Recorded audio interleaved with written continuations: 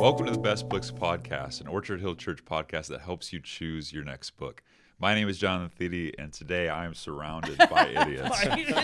Today I'm joined by Josh Thomas, Cindy Adams, and Mike Chilcote, a.k.a. Chili. How's it going, everybody?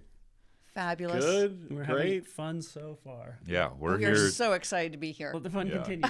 Yeah, Right. we're here to talk about a book called Surrounded by Idiots. Normally we wait to say that. I just feel like, I didn't even know that was the title of the book. yeah. Okay, someone clips that at the beginning and I Right. get fired, so Oh, I just that need makes to, more sense. Yeah, I'm less yeah. offended. Yeah, good. So just to get us started with this theme of idiots, in so many fictional TV shows, movies, there usually is one character that is like an archetypal moron. So that's my question: is who is your favorite? I have one in mind. I feel like Josh is raring to go on this, so I'll yield the time. Knowing that We this have is to rein Josh in. You can only choose one. was You gonna say, don't yeah. have that much time. the vastness of the gaining of knowledge of See a characters. tear and coming whether down to his decide, eye. How can I only choose one? Yeah. I'm gonna have to go with the duo of Harry and Lloyd, 1991, Dumb and Dumber. Solid choice. Smiles on my face the entire time. Right. How could you not love the journey? How could you not love yeah. the ending? How The could soup you du not- jour. Exactly. Yeah. The quotability throughout Yeah. the ages. Right. That's where I land. Absolutely. Cool. You have anything going to mind, Cindy? So, not a surprise. I'm not it doesn't come to mind, but instead of an idiot, like knuckleheads. Yeah, Like, that's a better word. yes, thank Surrounded you. by knuckleheads. Surrounded by knuckleheads. There's a cult movie called The Burbs. Mm-hmm. It's from the early 90s. Tom Hanks. Hanks. What a pull. Yeah. And there were two buddies. He had his two knucklehead neighbors. Yep. And they were just knuckleheads. And like one's name was Rumsfeld. Yeah. It's very deep in your brain. It totally is. I It love totally it. is. Burbs. I mean, Yeah. I'm going to have to find the streaming service that still has the Oh, Burbs right. on there. It's I've never heard it's of it. available. Wow. Well, No, you it's weren't classic. born. Well, doesn't mean I don't have access to these movies. Well, I guess it's a cult classic. And Yeah. It's very small. Gotcha. Tom Hanks. I don't know if you've ever heard of Heard of that. him? Yeah, He's an yeah. actor. Let's just say. Yeah. Is he like Fergie? He's Yeah. Yeah, It's like okay, Fergie. yeah, okay, They cool. get compared Okay, all folks, the this time. leads to the thread of this book. You're right. Yeah, yeah. Speaking of idiots, Well, no. I need. Do you have anything in mind? Yeah, no, I'm just kind of putting keeping you on with the the spot. theme of movies, immediately Carl Spackler from Caddyshack. Bill Murray, Yeah. Right. the not the head's greenskeeper, he was the assistant greenskeeper. Carl was what comes to mind. Yeah. Yeah. True legendary idiot, like all these examples. You've got that going for you. Yeah. Yeah. Mine is a guy named Job from Arrested Development. I don't know if you guys have ever seen that show. I have a soft spot in my heart. It always makes me laugh, like the confident idiot. Yeah. Like the dumb guy in every show. They don't know, but they're just Yeah. so confident about it. And it just always makes me laugh. And It's they're the- walking into it every time. Yeah. You're like, yeah, make Yeah, it happen. yeah, You're like, I yeah. don't need a surprise. Yeah, I have It an just- endless supply of that. Like it'll never stop making me laugh. So, so today we're talking about a book, Surrounded by Idiots, by a guy named Thomas Erikson. As far as we know, that's how you pronounce his last name, right? I think so. Yeah. Don't want to get a lawsuit. Leaf, I think. Yeah. Yeah. Leaf Erikson. Yeah. Long Hey, time. you They just send it- aged, Oh, you sorry. just Russo aged You aged yourself. by like 400 years. So for Cindy, my question is, why did you choose this book? Well, it was a funny conversation. I had a meeting, and after the meeting, I happened to be talking to Josh about it. And when Josh actually suggested this book to me, and it was just a really eye-opening book. I love thinking about how the dynamics of people work together as a team, how we communicate with each other, because in work organizations and even families, there are always communication issues, and understanding who we are as people and what we bring to conversations, it's just really interesting. And so this book it was just something. Yeah. Well, you have talked to me about this disc assessment so many times, and it's funny because I shared this YouTube video with Cindy and Josh, I think, because I know that definitely Cindy is really into just any leadership books. I feel like you Right. just have an interest in it and how people tick, how people work. I shared this YouTube video, and I just felt like she was like, this is what I've been talking about, Here it is. and I shared it as if I discovered something new, So So I was like, okay, we got to do this on the podcast now. It's like now it's kind of like. This is a poor illustration because I'm not actually your child, but it's, I'm sure it's like I'm sure it's like when you tell your kids something and then they hear it from like a teacher or a friend or something, and they're like, oh, "Wow, I discovered something new." Yeah, you it was know? brilliant. So, Meanwhile, I've been like, wah, wah, wah, yeah, exactly. I needed it in colors. That's why. I appreciate it. Was just that, and that video was really funny. Yeah. So Josh, why is it called Surrounded by Idiots? Because do you want the classic answer from all the way back to Greek times? Because he waits until like page 285 to say like, oh yeah, I got all this stuff from Aristotle. Yeah. Where you're like, cool, thanks. So he makes himself sound like a brilliant man throughout, and then he's just like, oh yeah, these are where it's going. So this is a book that highlights how you might perceive the world, how others perceive reality and truth, and why there's so much rub sometimes between when you think why would somebody behave in this area? Why would they respond to this stimulus like this? Right. Why would this answer that they just gave? Why didn't someone say this when this was in front of them? Mm-hmm. Why did they? So I think it's what's really fun about this is you see yourself in it. And then you start to see others in it, and then you start to go like, okay, everyone I know, how do I categorize? So like it now becomes the like, I'm gonna squeeze this person into this little box every time. Yeah, your vision's sort of like the Terminator. You just constantly evaluating. Or the yellow. Right, done. Exactly. Well, but that switches your lens with which you communicate with each other. Yeah, right, totally. Because going into it, there are people in my department that I've already been like, you are this. I need to say this like this, or else it's totally gonna not work at all. Oh, yeah. And I can anticipate you're gonna respond like this to me because I've just given you. You think I've just handed you a grenade, versus why is that a problem? Yeah, type of thing. No, that stuff's gold. For sure. Definitely. Yeah. So this is one of those books where the introduction is just really informative, really instructive. He shares this story about, he's like going on this journey trying to like write a book about people, or maybe he hadn't even done that before, but he was sitting down with this extremely successful person. Someone we'll later find out is red, and we figure out what that means. But I like that he illustrates it before he just tells you what it means, because it's like you get a picture in your head of this is what a red individual looks like. And this guy, this isn't not true of all Reds, but he just said at one point, he was talking about his staff, and he's a very frustrated person, and he just said, yeah, I'm surrounded by idiots.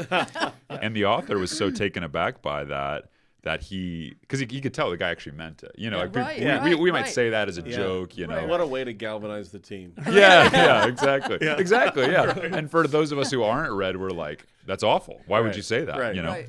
Especially if you're a green. But I thought it was just really helpful he started that way, because he challenged the guy and said, do you actually believe that? And he was immediately thrown out of the guy's office, which I just thought was a funny. Which I just thought you're was one of those idiots. Yeah. Which I just thought was a funny detail. But I really like this as staff people at a church, because we're not exempt from this. Absolutely. And if we don't acknowledge this reality, we could go our whole lives and become that person. And I like that he prefaced it that way, like, hey, I'm trying to save you from becoming this bitter, cynical guy. Because I don't know, even in written forms of communication they get into later, we've all sent an email with 3 exclamation points and received back a period, and it's like, do you hate me? What? Did I do something wrong? Did I steal your girlfriend in high school? And should we say right now that we as a collective group are the same kind?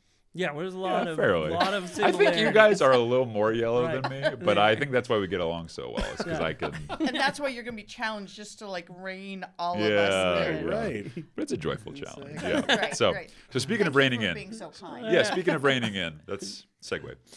That's how we do it in the biz. I just thought it'd be helpful for everyone in case there's people who are just like royally confused. Okay, what are these colors? What are we talking about? So I'm just going to go through very quickly just sort of the descriptors that I found online of give us each one color to do. Okay, sure. Cindy, start with green. What is a green person? A green person. Well, the green. Okay, wait a minute. Now I have to go to my. No. Okay, so the green is the stable person. The green is the person. Their focus is harmony, relationships, just consistency. And they're such patient souls. Mm-hmm. They're The friend you want. Yes, and they're so dependable, Yeah. empathetic, loyal. I think change can be really hard. They can also be so over accommodating that it's, to folks that aren't greens, it could almost be a hindrance and a challenge, and also very slow to decide. And it's interesting in this book, it kind of broke these groups down, but it talked about like the motivation for a green person, the stable, supportive type, security, belonging, and stability.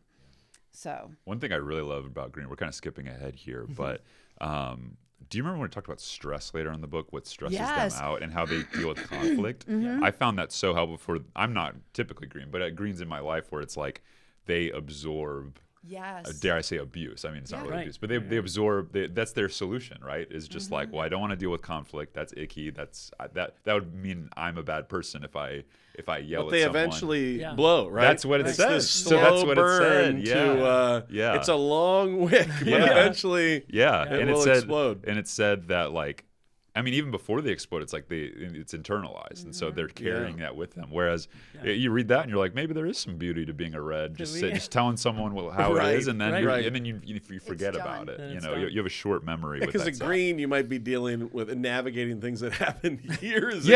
Yeah, exactly. It's all built up stuff that had nothing to do with you. Yeah. But that makes it a little trickier. Yeah. Well, and what was great about this book is not only did it talk about, okay, here are the different personality types, here are their strengths. And when I was reading it and reading about me as a yellow, it was just like, oh gosh, this is hard to read. But it exposed blind sides in my own mind. But I loved how it brought up stressors, like how do I as a yellow approach a green in a conflict or walking alongside them in something. So I thought that the book did, and it was a very easy read book in that element. Yeah. And it's not to say you never challenge a green, but I think it helped you understand I need to couch this with some more comfortable language. The word than where if you gave that preamble to a red or a blue, you'd be like, you're wasting my time, that kind of thing. So it is helpful. Well, that's a great segue. Cindy, why don't you talk to us about a yellow since you brought it up? Well, do you want to talk about? I'll do the yellows. Okay. Don't worry, you're still in charge of this podcast. I don't feel very in charge, but that's okay. Red. So I've grown up in the shadow of a yellow my entire life, so I've got this one down. I think. Okay. This is a very charismatic person. This is a person who wants to push others to know the importance of who they are and the excitement and the hype of what is possible. This person Cindy is just growing more and more offended. I know, like I'm just shrinking. Like, oh my gosh. This person doesn't see a clock, doesn't know that clocks exist. They just know that the people around them, they love on them, and they're really happy that they're there. There's an illustration in another video that I shared with Chili where they said, okay, pretend that you've gotten an IKEA shelf. Okay. That was fabulous. How would the different colors react to getting this IKEA shelf? And the thing they said with yellow was like the yellow person, bring the shelf home, put it on the floor, call 3 of their friends and say, I just got an awesome new shelf. It's going to be amazing. Can you come on over whenever, because you'll be able to see all the books that I have. And I've got, come on. When do you need to be? It doesn't matter. Just show up, tomorrow. Maybe it could be next weekend. Yeah, that'll be okay. That'll be great. And the shelf may stay in the box. The people show up. Where's your shelf? Oh, no, I never got around to putting that together yet. Hey, glad you're here. All right, let's talk about what it's very much that. And I have a daughter who is very much the same way. And so it's really fun to see that happen in multiple levels of my family interaction. I'm a blue for sure, I'm a yellow for sure, but the blue in me was offended when they called it IKEA instead of IKEA. Right. I was like, I'm pretty sure it's IKEA, unless I've been saying it wrong. Right. He's like, if you go to the local IKEA store. You're like, where? But let's just say, too, that we're all, I think 80% of people are made up of 2. Right. Yeah. Little so hybrid. I think yes, because I'm very much a blue in some areas. In some areas. Right. if we Okay, brought, but choose your words carefully. I can just. Pile on Cindy over here. if we brought your laptop computer and turned it around and people saw the icons on your, they would be like, how does this computer function? That's exactly what they would be like. Okay, that's Cindy, fair. do you know what Yeah. month it is? Right. Based on. Right. what She's is having it? to move other ones out of the way to Totally. find the buried Yeah. one. Well, Yeah. Where did I Okay, download remember, this? If Where I did I get hit by a bus tomorrow, that's your job Yeah. is Right. to clean Like, up my desktop. Where is it? It's on my desktop. Cool, that helps. There's a boat in the ocean. Yeah, the ocean's pretty big. There's lots of boats out there. Where is it? That's fair. No, I think it is an important caveat though, because we probably should have said this Thank you, John, for before saving we. me from that. I think we should have said this before we got into the colors, but if for anyone listening to this and thinking that we're just sort of there's 4 types of people in the world, that's not really the point of the book. The point is that we're all, like you said, kind of on think of more of a gradient, and so if you're mostly yellow, you're gonna read it and think, oh, this is like a stereotype. This isn't actually Yeah, true, right. and you're gonna discount it and say, well, Totally. there's no truth to Still this. don't want to get pigeonholed into just one. There's Yes, Yeah, thank yeah. you for that, Yeah. Chili. In unique times, you'll meet someone who is, if not 90, if not 100% of one color. Yeah. But let's move on to red. Who wants to tackle that? Well, as a guy who, just like my college textbooks, I read every word of this book, cover to cover. The red is influence and seems dominant and driven. As evidenced from your example of the guy saying, I'm surrounded by idiots. Yeah. And we've all had, and you need reds Yeah. in the world. Most Sometimes we can bosses just in make them. general. And I'm a little red, yellow. I'm more yellow, Yeah. but I definitely see some elements of red in me. I do like to be on time. I like things to be finished, which those wouldn't necessarily tie in with yellow. But no, the red is sort of a leader and dominant. And you know what's so helpful when you read these? Just like Cindy was saying, I cringe at so many of them, especially if they hit close to home. But boy, is it not just helpful for me to learn as I'm self-reflecting and as I'm trying to be humble and grow, but anyone that's in a position of leadership, these are really good things to stop and think about. To Josh's point earlier too, how do we relate to folks? And like think about a football coach where there's some guys you probably occasionally have to grab in the face mask. There's others you got to put your arm around them. Right. And how are they hearing things? So to study these things and to be patient and loving, even if someone is red, which sometimes that becomes the villain color at times. They're necessary though. Is how do we communicate clearly with them so they can hear me? How can I love them through this process? Truth and love too. We've all had a hard leader. I've had one, and we're not supposed to use specific names. I'll call him Bert Jorkland. And it's just hard to follow difficult leaders like Bert. No, kidding. But anyway, that probably gave you no That's good. explanation of what red is, Yeah. except what I read. I mean, they're focused. They got, Yeah.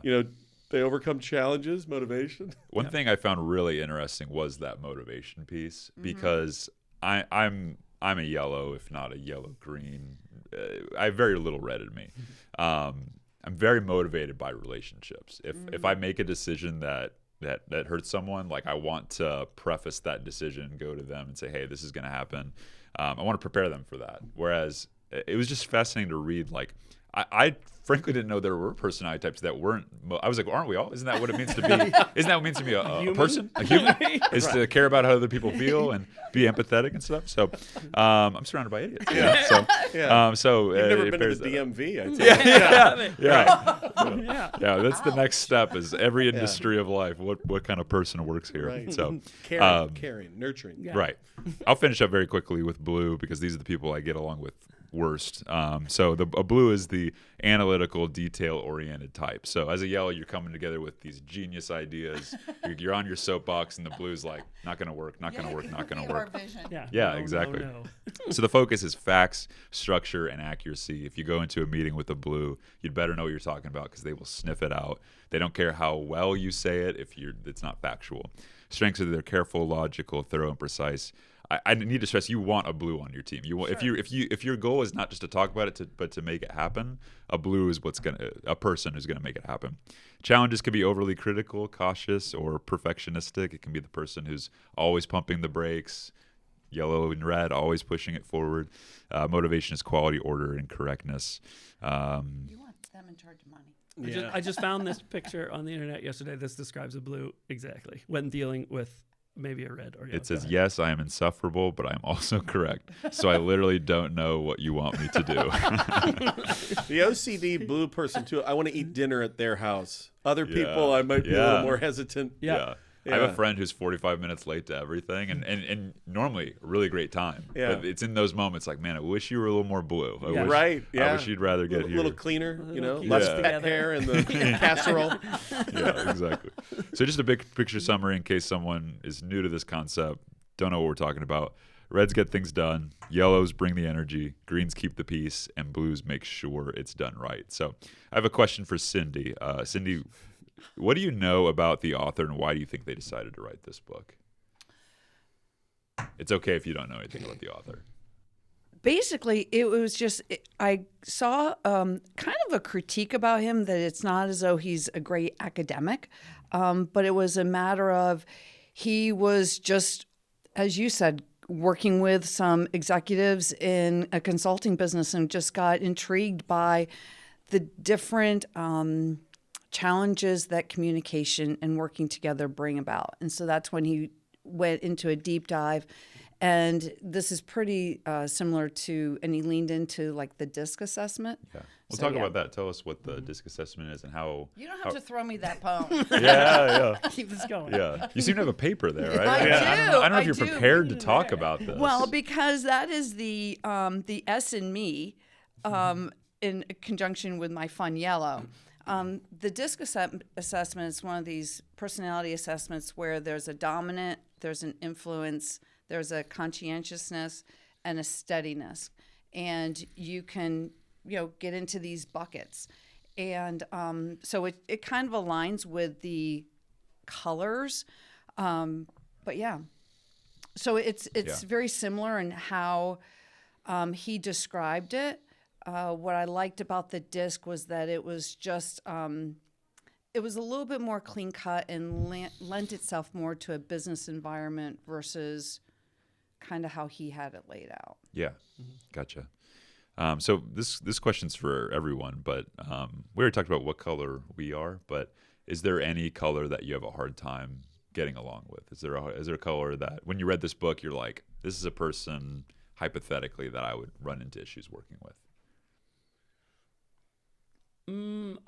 I think over time you are kind of forced to, but at the same time, after reading this book, I found myself being able to adapt a little bit better to be able to like say, okay, because I've already labeled you, I can eat your feedback more in a healthy way instead of just hey, what are you talking about? Boom, initial conflict. I think. In my world, I have to create some stuff, making videos, and a lot of times in some of our meetings, I'm not able to communicate accurately enough to the blue people on my team for them to get excited about what it is, and a lot of times it is met with the like, well, that wouldn't work because, and then it's like, well, wait a minute, I'll get to that, it's going to be okay. And there's a little bit. I think the greens maybe have a little bit in my brain helpfulness if they're on your team, if they're on your side. If I've said something that has made someone mad 9 weeks ago and they're still holding on to that, you walk into a deficit already, and knowing that I'm already walking into that deficit makes that ask of them even harder, to the point where sometimes you just have to say, I can't go to this person anymore because this bridge has already been burned, not by me. They just any time that we've tried to go this, it's always, and so I'm not even going to try to go. That's unfortunate, but reality happens. But I think too, in in our culture, we run at a quick pace. And I think knowing our own individual communication styles and what might be a stressor to our colleagues helps us. If we know we're just coming in, I can be a bull in a china shop. Right. Sometimes there's freedom in that. Yeah, there is freedom to say, okay, I need to, as I'm walking down the hall and I have to have a conversation just to get business done, knowing the person's stressors helps me communicate in a more empathetic, teamwork oriented instead of just like, hey, we just need to get this done. Absolutely. You know, my wife, Kimmy, of 27 years, she's dealt with me. We've done Myers-Briggs. We've done several of these different assessments, and we are polar opposites. I mean, people say that we really are. They've even brought it out to show other people to laugh at us. And so that Is this like an intervention? Right, right. And on one hand, boy, there's challenges with that. You know, you look at the world differently. And if you become, you know, I've watched myself at moments of selfishness or where I'm self-absorbed or, hey, the world revolves around me. There's moments where I'll be like, well, I wish you would see it the way I see it. But then over time, you've learned if you're open up to that and humble about your own shortcomings or your own blind spots. Yeah. I've been like, wow, I love that she brings these things to the table that I don't. And then you can assess that and sort of move that into the realm of work, where if you're working with other people, where you can look at it as, this is really frustrating that people aren't like me. I'm surrounded by idiots kind of moment. Or you can slow down, take a deep breath, and say, I'm going to value what other people bring, and I'm going to be really transparent and open and sober-minded about the things that I don't do well, and I'll really value those things. So I do think over time I've learned to, even though I'm not necessarily as blue or green as others, and at times that precision or correction can be annoying to maybe a yellow, I think at the same time, if you stop and you think, boy, we're all one team trying to pull the rope in the same direction at the same time, you start to really value what that person brings. And that's a different and more healthy way to look at it, rather than just be bitter because, boy, they're different and I don't see their perspective. And I think how you were talking about you and Kimmy as a parent, and you see your blind spots, and then you see like your children, and you're like, I have 2 daughters. I'm like, listen, sister, let me just help you out here. Totally. You're walking my steps. I'm 30 years older than you are. Just as an FYI, like we got to rein it in sometimes because we can be a lot to some people. Right. One thing, as all of you were talking, it made me appreciate working at a church. I guess it's just a church our size, frankly, because I'd only worked at smaller churches before this, and I think it was when you were talking about being a yellow, having blues on your team. I think about, because I'm a yellow, I don't think in the world of details, but I'm so grateful that I'm surrounded by detail people. Like if I want to plan an event, if it were left to me, the event would not happen because I would not reach out to tech people and all that stuff. But I get people who sending me emails like, hey, have you requested this? Have you requested this? And I need those people in my life. And I think that's just instructive for me as a leader for where I'll be 10, 20. It's this experience serving at this church of this size. That's a lesson I probably wouldn't learn. Whereas if I'd only served at a smaller church where I had to be blue, I might have tricked myself into thinking that's actually who I really am. Absolutely. And so I do think it's just interesting how our environment sometimes brings we're forced to be a color that maybe we're not, just out of necessity. But I think that's what I like about my role, at least. I hope you all feel the same. Like I feel like I have the freedom to be myself, and knowing that as big as our staff is, there's bound to be someone who's going to help. And it's cliche, but it's like you need all of us. You need all 4 of the colors. And you maybe need not people green, you trust enough, those trusted voices that can say, hey, Chili, you got some real blind spots here, and you need some more blue in your life. You need some more greens around. I like Josh for that too. He's a good person, right? Absolutely. When he's just slamming on you for your desktop. Man, that was harsh. You thought he was your friend, trusted friend, and then boy, the switchblade comes out. How does this computer even turn on with the amount of RAM that is? Cindy, I heard her say "E2 Brute" over here. I cleaned it up a couple weeks ago, so just come on. Sure. Well, maybe the last thing. So we talked quite a bit about work relationships, but you talked about your wife. How has this helped you in sort of your personal relationships? Is there anyone, in your family or friendships that this has helped you be able to dialogue with, or maybe even not communicate with, but just understanding them better? my wife is dark blue. Okay. Like way down there. Yeah, she's right? the 100%. You know, Yeah. 100%. Yeah. And there is, perfection is obtainable in her brain. And I've seen her do it, and that's frustrating to me to be like, this is going to take forever. But the outcome is going to be amazing, and I'm like, I 100% trust that whatever project eventually gets finished, it is the only correct, right way to do it. Right. Every step of the way, it's the right way. It's going to be great. On the flip side of that, knowing how much grace that she gives me to on the daily, because I don't think like her and operate like her, and then to say like, you have decided to continue this where clearly I am just this crazy spaz monkey throwing everything, plans out the door. I'm coming up with weird ideas all the time, and then to receive that grace and receive that love, that's been a super positive thing, I think, for us. And I don't know that she would say the same to me because I'm a spaz monkey. So yeah, that's a tricky thing, right? Right out to there. So yeah. Well, Cindy alluded to it earlier too, but with children, again, here's the thing: if you don't have kids or you've never been married, you can have these same exact relationships and revelations when you're looking at friendships. But in my experience, raising 3 children, I mean, how many times have I said, and I'm sure you guys have, you can relate to this.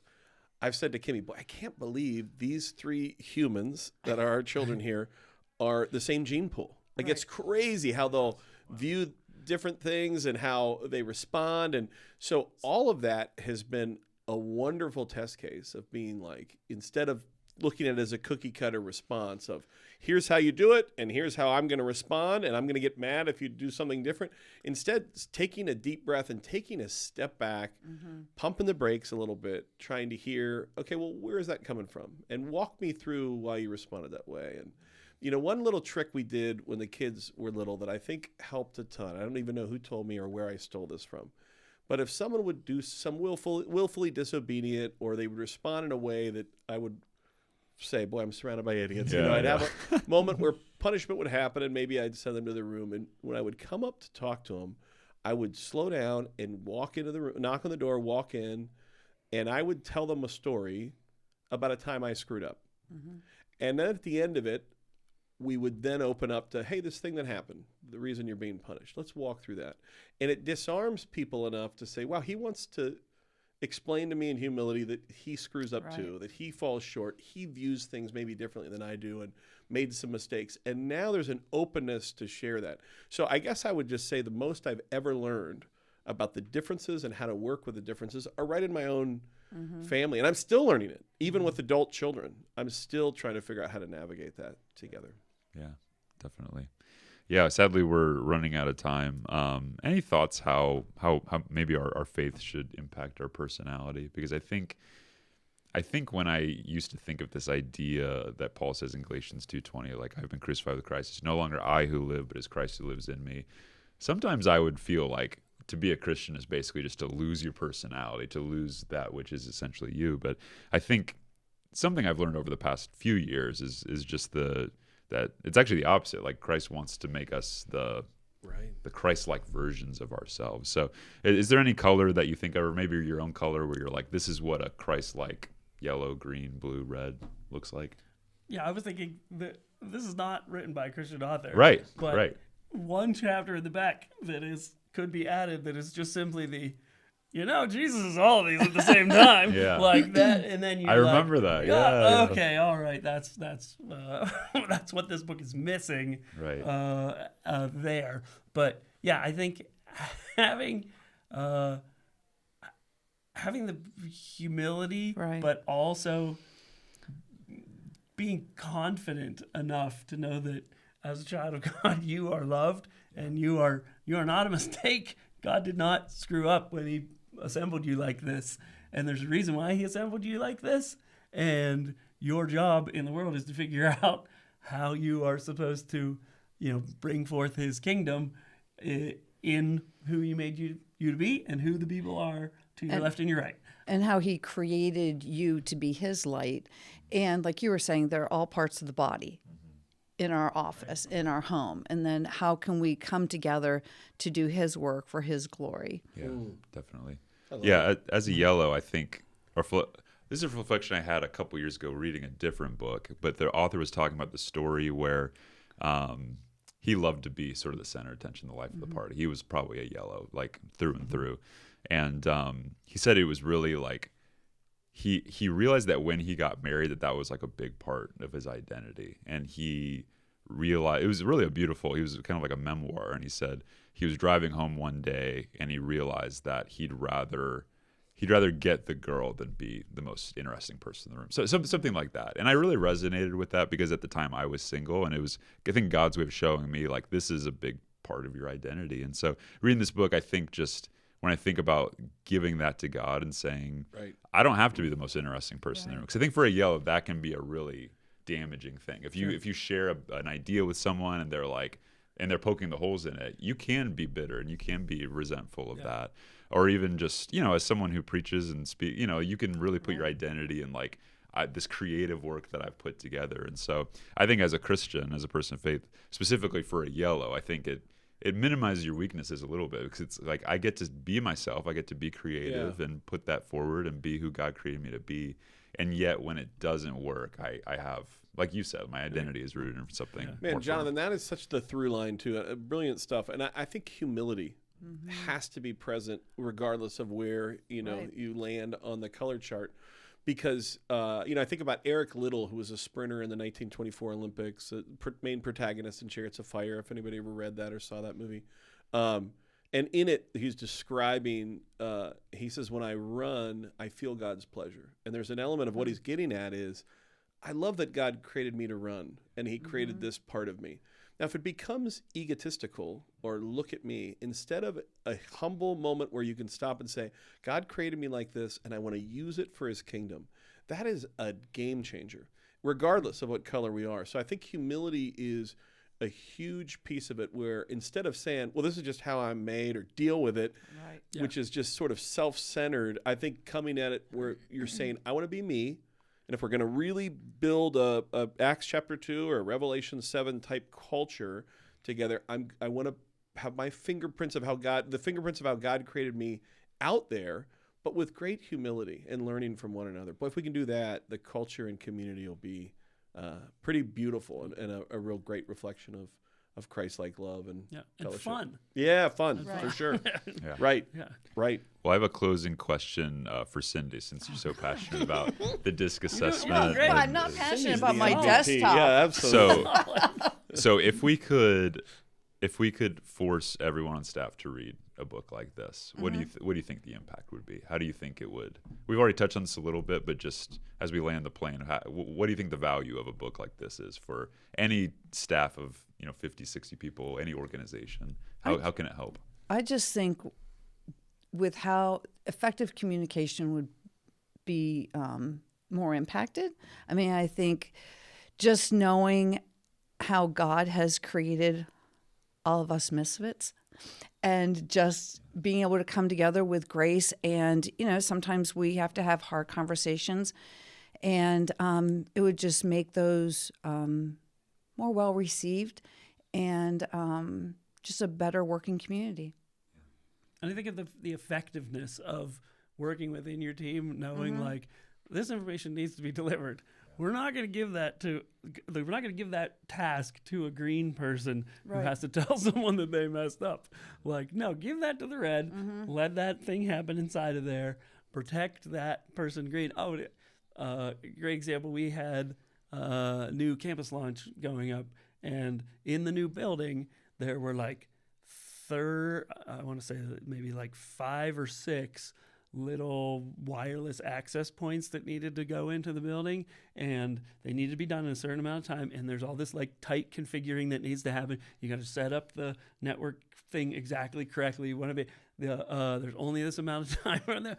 You're not sending the yellow person to do that, to be spend all day by yourself in the cold and do these tasks that are extraordinarily delicate and have to be in the exact linear fashion, or else it all messes up. Oh, and by the way, that has to be done by tomorrow. Right. No, you send that blue person, and that blue person goes, I had a great day yesterday. Right. I didn't have to talk to anybody. I accomplished this task. I was Totally. done an hour early, and I got to get myself ice cream on the way home. And you're like, well, we did a great job managing that task together.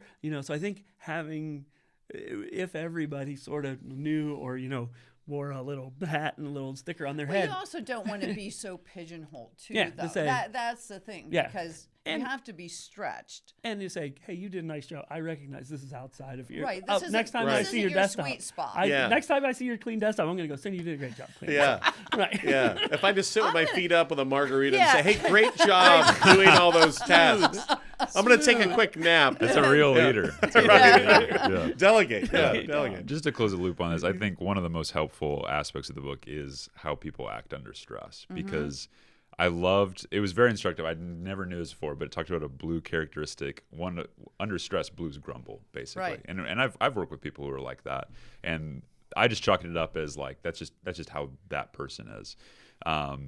You compare that to if a green starts grumbling, like how you approach that is very differently. A blue, you would just say that's just them being them, like Right. not worry about it. With a green, you'd be like, are you gonna quit? Like, Right. are you, Right. like, Well, and that's the thing with this, is that it gave me verbiage as to, okay, why am I feeling like this? Yeah. And it just those blind spots. Right. And then to, Chili had a point earlier, just asking the question like, okay, what's the root of this? yeah. Like, I understand this isn't your comfort zone. Is the root, it's not your comfort zone, it's change. Like, what's really, causing the issue here? Yeah. And taking the time for a read to empathetically take the time and listen to the details and listen to the feelings. Right. Yeah. It's kind of just the bull in the china shop. Yeah. Yeah. Well, thanks so much for talking about this, guys. We've been talking to Cindy Adams, Josh Thomas, and Mike Chilcote about Thomas Erikson's book, Surrounded by Idiots. We really hope you enjoyed this conversation. If you like this episode, be sure to share it with someone that you think would enjoy it. This helps other people become aware of this podcast and everything we have on Orchard Hill Plus. This is going to in turn help people find and follow Jesus Christ. Please join us next time as we continue to highlight books that will help us along our spiritual journey. Until then, my name is Jonathan Thede, and this has been Best Books.